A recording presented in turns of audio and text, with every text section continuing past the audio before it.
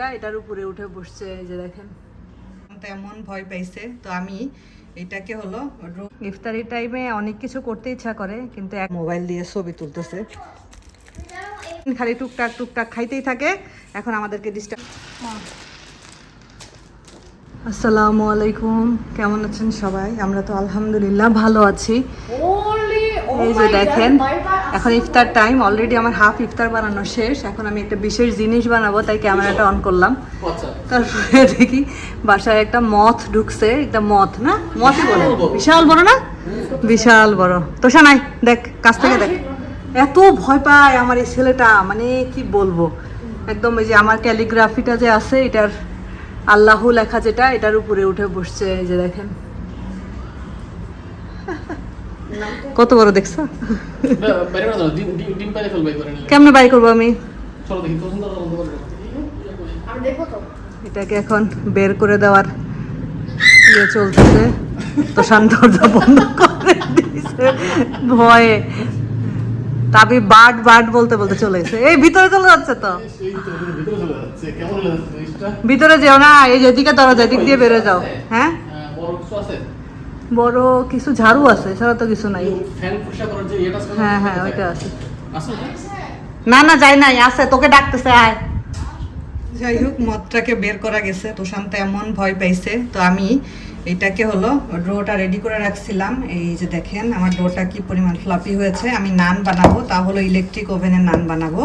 তো এখানে ডোটা রেডি আছে। এখন এই ডোটা থেকে হলো নানের মতো করে শেপ দিব, শেপ দিয়ে ইলেকট্রিক ওভেনে হলো আমি নানটা বানাবো আর কি। সুন্দর ফ্লপি হয়েছে। ডোতে আসলে এই যে ইস্ট দিয়ে রেডি করে রাখছিলাম, তখন আর আসলে ক্যামেরাটা অন করা হয়নি।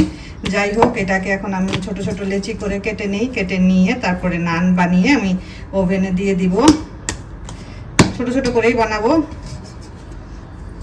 গতকালকে যারা আপুর বাসায় ইফতারের দাওয়াত ছিল, আর আপু হালিম করেছিল। তো ইফতার খাওয়ার পরে আসলে হালিম খাওয়ার পেটে জায়গা ছিল না, তো আপু আবার সাথে করে দিয়েছিল। তো আজকে ভাবলাম যেহেতু হালিম আছে, হালিমের সাথে একটু নান বানাই, একটু খাওয়া যাবে। আর ওভেনে বানাই তাহলে ভালো হবে, ইলেকট্রিক ওভেনে কিন্তু নান সুন্দর হয়। তো এই যে ছোট ছোট করে 3টা আর বড় বড় 2টা লেচি কেটে নিয়েছি। এখন আমি হালকা করে বেলে, খুব বেশি বড় করব না, অল্প অল্প ছোট ছোট এতটুকু করে বেলে এগুলো আমি নিব আর কি। ঠিক আছে, বেলে নেই তাহলে।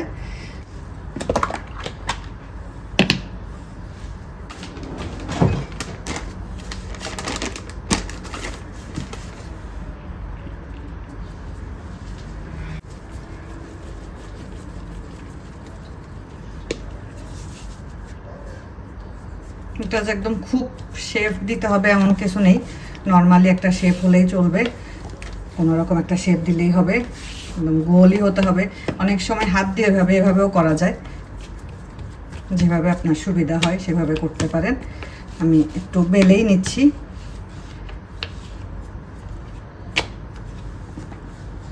এসব রান্না বান্না করতে করতে মাঝে মধ্যে চিন্তা করি যে কখন যেন বড় হয়ে গেছি, নিজের সংসারে কত কাজ এখন করি। একটা সময় ছিল যে আম্মু করতো আর আমরা শুয়ে শুয়ে সব কিছু পেয়ে যেতাম একদম হাতের কাছে। এখন আসলে নিজেকেই করতে হয়, সময় কিভাবে চলে যাচ্ছে। যে বেলে নিলাম। এখন এটাকে আমি আমার ইলেকট্রিক ওভেনের যে ট্রেটা আছে, সেই ট্রেটাতে আমি হলো একটা ফয়েল পেপার বিছিয়ে রেখেছি। ফয়েল পেপারের উপরে এখন এটাকে বসিয়ে দিব, তাহলেই হবে। তো এই যে রুটিগুলোকে তো ওভেনের ট্রেতে নিয়ে নিয়েছি ফয়েল পেপারের উপরে। এখন হাত দিয়ে এমন করে একটু প্রেস করে দিচ্ছি। এটা জাস্ট অপশনাল, এমনি আপনারা ইচ্ছা করলে করতেও পারেন, নাও পারেন। মানে যে দুধটাকে একটু ব্রাশ করে দিব নানের উপর দিয়ে, এটা অপশনাল, ইচ্ছা করলে করতেও পারেন, ইচ্ছা না করলে নাও করতে পারেন। প্রথমে 2টা বানাই নিচ্ছি, কারণ আমার এই ট্রেতে একবারে 2টাই হবে, এর বেশি হবে না। এরপরেরগুলো তো ছোট ছোট, এরপরে একবারে 3টা দিয়ে দেওয়ার চেষ্টা করব। এদিকে ওভেনটা আমি প্রিহিট করতে দিয়ে আসছি। ওভেনটা হলো 10 মিনিটের জন্য প্রিহিট হয়ে গেলে এটা দিয়ে দিব, হয়ে যাবে ইনশাআল্লাহ সুন্দর মতো। তারপরে বাকি 3টা করে নিব। যেহেতু অন্যান্য ইফতারি বানানো শেষ, তাই তেমন একটা দেরি হবে না আশা করি ইনশাআল্লাহ। যে আর এখানে যে ওভেনটাও প্রিহিট করতে দিয়ে দিয়েছি, এটা থাক, প্রিহিট হলে দিয়ে দিব। এই যে দিয়ে দিলাম, ওভেনটাও প্রিহিট হয়ে গেছে, দিয়ে দিলাম, হতে থাক তাহলে, দেখা যাক কতক্ষণ লাগে হতে। খুব বেশি সময় লাগবে না, 10 থেকে 15 মিনিটের মধ্যে আশা করি ইনশাআল্লাহ হয়ে যাবে। দেখেন নানগুলো আস্তে আস্তে সুন্দর ফুলে উঠতেছে, এভাবে করে মানে নানগুলো সুন্দর ফুলে উঠবে। আর দেখা যাক উপরে কালারটা আসে কিনা। নর্মালি ডিমের কুসুমটাকে ফাটায় দিলে ওইটাতে সুন্দর কালার আসে। আর দুধ অনেকে দেয়, দুধে ওইভাবে সুন্দর কালার আসে কিনা আমি জানি না, আমি দিছি, দেখা যাক কি হয়। তবে যে সুন্দর কিন্তু ফুলে উঠতেছে, দেখতে কিন্তু খুব সুন্দর লাগতেছে, তাই না? আমার কাছে তো খুব ভালো লাগতেছে। আসলে ইফতারি টাইমে অনেক কিছু করতে ইচ্ছা করে, কিন্তু একা হাতে সব কিছু করে ওঠা সম্ভব হয় না। তারপরেও চেষ্টা করি টুকটাক কিছু করার। আসলে এটা হলো একটা ডাব, আমি এটা আপনাদের ভাইয়াকে আনতে বলছিলাম, আপনাদের ভাইয়া 2-3 দিন আগে নিয়ে আসছে। তো কি সুন্দর দেখেন, ডাবটাকে ছিলে একদম সুন্দর প্যাকেজিং করে তারপরে যেরকম স্ট্র দিয়ে সেল করে। এখানে আবার লেখা আছে কিভাবে ওপেন করতে হবে। এই যে এটা টান দিয়ে পুল, এই যে টু ওপেন পুল প্রেস, তারপরে স্ট্র হয়ে যাবে আর কি। তো আমি ভাবতেছি পানিটা বের করে নিব। এটা কে এটা বাবা, এটা কি ছবি তুলছো? এটা তুমি স্কুলে ইয়ে করছো? তুমি করছো? নিয়ে আসো দেখি, আমরা দেখি একটু, তুমি অরিজিনালটা নিয়ে আসো। স্কুলে আজকে একটা কি জানি করছে, তো সেটা আবার মোবাইল দিয়ে ছবি তুলতেছে। কেন দেখাইছো মা? আর টিচার বলছে তোর লাংস তুই যখন কই সাইড ওয়ান দুই ব্রিথ ইন করো, দেখো সাইডে যায়, দ্যাটস ওয়াই একটু লাইক শেডিং ওই লাংসের জন্য। ওকে তারপরে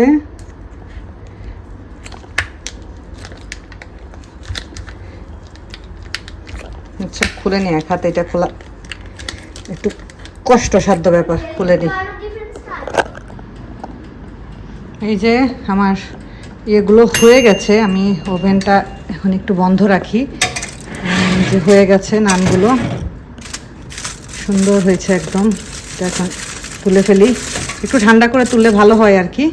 একটু ঠান্ডা হয়ে নিক, তারপরে তুলবো। তুলে তারপরে এই যে এখানে একটা পাত্রের উপরে পরিষ্কার একটা টাওয়াল বিছিয়ে রেখেছি, এই টাওয়ালটার উপরে রেখে দিব, তাহলে সুন্দর থাকবে একদম।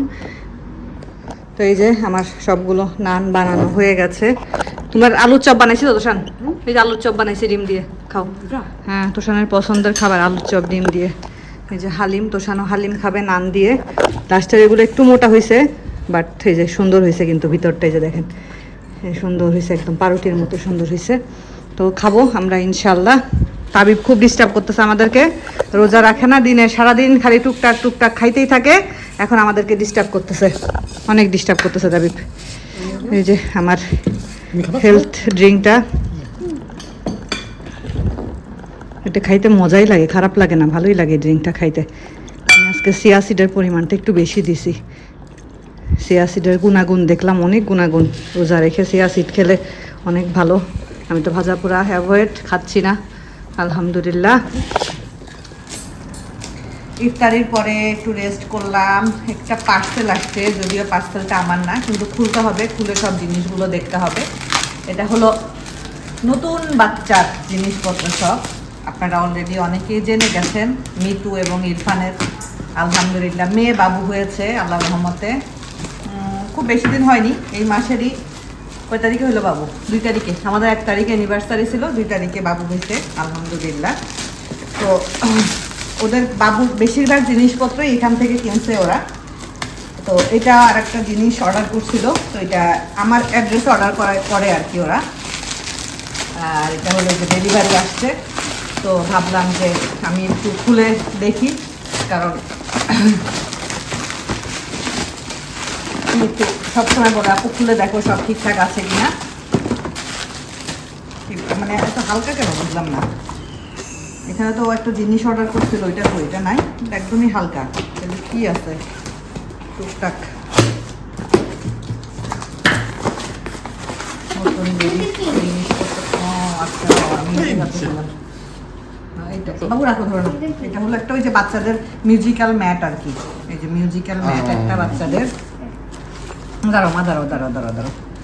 মিউজিক্যাল ম্যাট, তারপরে হ্যাঁ এটা বিল মামা খালামনি করবে। আর এগুলা হলো আচ্ছা এটা একটা এটা সব এসে এগুলো ঝুলানো আর কি এগুলো এটা পুরো একটা সেট হ্যাঁ আছে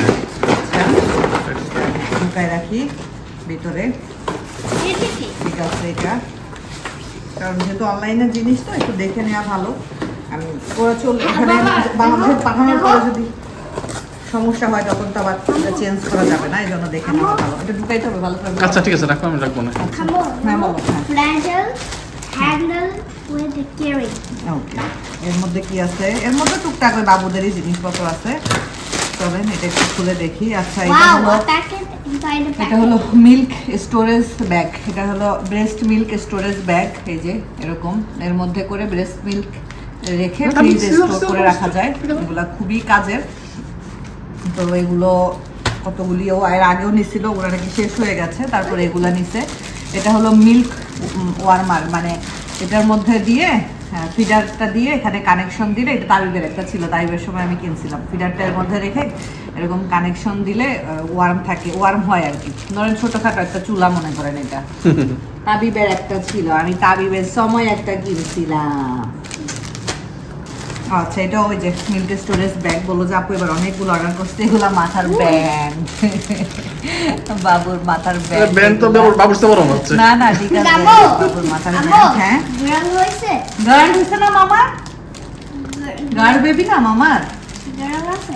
তুমি দেখো নাই মামার বেবি দেখো নাই হ্যাঁ girl আল্লাহ এটাও একটা এই যে এরকম একটা ম্যাট এটা ওয়াটার ভিতরে দিয়ে এরকম এটা একটু বড় হইলে বাবু এর মধ্যে শুয়ে খেলবে আর কি ভিতরে খেলনা আছে এই যে খুবই মানে লাইট ওয়েট জিনিসপত্র আর কি তো এগুলো ছিল জিনিসপত্র আমি এখন আপনাদের সাথে একটা মজার জিনিস শেয়ার করবো মজা মজা এটা ডাস্টবিনে ফেলে দিয়েছো এটা খাবো খাবো কিছু হ্যাঁ এটা ফেলে দিয়েছো মজা মজা খাবে কিছু তো আমি জানি না এটা এই কমেন্টটা আমি আমার ফেসবুকের কমেন্টে অনেক বেশি পাই তারপরে আমি তো ইউটিউবে কমেন্ট চেক করি না ফেসবুকে কমেন্টটা পাই যে আপু আপনার না বেবি হওয়ার কথা ছিল কবে হবে বেবি আমি জানি না মানে এই কমেন্টটা কেন করে বা তাদের কেন মনে হয়েছে যে আমি প্রেগনেন্ট আমার বাবু হবে হওয়ার কথা ছিল হচ্ছে না কেন না না ভাই আমি প্রেগনেন্ট না আমি বাংলাদেশের নায়িকা বুবলিও না যে প্রেগনেন্ট হয়ে আমি লুকায় রাখবো তাবিব যখন কনসিভ করি তাবিব কনসিভ করা 4 মাসের সময় আমি আপনাদের সবাইকে জানাইছিলাম যে আমাদের বাসায় নতুন আরেকজন আসতেছে আমাদের ফ্যামিলিতে নিউ মেম্বার কামিং আসতেছে এখন আলহামদুলিল্লাহ না আল্লাহ আমাকে 2টা ছেলে দিয়েছে সুস্থ স্বাভাবিক আপনারা দোয়া করবেন ওরা যেন ভালো থাকে সুস্থ থাকে এরপরে যদি আল্লাহ দিয়ে তাহলে তো কিছু করার নাই কিন্তু আসলে এখনো বয়সও হয়ে গেছে বাচ্চা কাচ্চা পালার যে একটা ধৈর্য ওই ধৈর্যটা আসলে এখন আর মনে হয় না আছে কারণ ওই ছোটবেলায় তো অনেক টেক কেয়ার করতে হয় অনেক টেক কেয়ার এই যে উয়া উয়া করে কান্না করবে আবার এটা খাইতে চাইবে ওইটা খাইতে চাইবে আবার বাথরুম করে দিবে ওগুলা ক্লিন করতে হবে এগুলা কি এখন এই বয়সে বুড়া বয়সে পারবো হ্যাঁ তো বাংলাদেশের নায়িকা বুবলির প্রেগন্যান্সি নিয়ে ফেসবুকে তো ঢুকা যাচ্ছে না আমি ফেসবুকে ঢুকলে বিরক্ত হয়ে যাই আরে ভাই বুবলি প্রেগনেন্ট কি প্রেগনেন্ট না এটা দিয়ে তো মানে বাঙালি জাতির কি দরকার আমি বুঝি না ও প্রেগনেন্ট হইলেও কিছু না না হ্যাঁ উনি প্রেগনেন্ট এটা দেখেই বোঝা যায় যে উনি প্রেগনেন্ট যাই হোক তো আমি তো আর ওরকম না আছে লুকায় রাখবো আমি কমেন্টে অনেককে উত্তর দিচ্ছি যে না আপু আমি প্রেগনেন্ট না তো তারপরেও যারা জিজ্ঞেস করেন তাদের উদ্দেশ্যে বলতেছি না আপু আলহামদুলিল্লাহ আল্লাহ রহমতে যারা 2 জন আছে তাদের জন্য দোয়া করবেন আল্লাহ যেন ওদেরকে নেক হায়াত দান করে আর আমি ওদিনকে একটা স্ট্যাটাসও শেয়ার করছি যে ভাই বুবলি প্রেগনেন্ট হইলেই কি না হইলেই কি ওইটা নিয়ে তো এত মানে মাতামাতি করার কিছু নাই মানে ফেসবুকে ঢুকাই যাচ্ছিল না ইদানিং একটু রোজার কারণে মনে হয় একটু চুপ হয়েছে আর কি ওই যে হলুদ সাংবাদিক যারা আছেন তারা হলো এটাই নিউজ মানে একটা পাইলেই হইলো আর কি তো উনি প্রেগনেন্ট হইলেও জানতে পারবেন কারণ ওনার বাচ্চা যেটা আছে বড়টা হওয়ারও 2 বছর পরে সবাই জানছে যে ওনার একটা বাচ্চা হয়েছে তো এটা হওয়ার হইলে জানাবে উনি নিজেই তো একটা সাক্ষাৎকারে মনে হয় বলছে যে সময় দেখে বলবো তো ওরা যখন সময় হবে উনি জানাবে এরকম আর কি যাই হোক সবাই ভালো থাকবেন সুস্থ থাকবেন আমাদের জন্য দোয়া করবেন আজকের মতো বিদায় নিচ্ছি আল্লাহ হাফেজ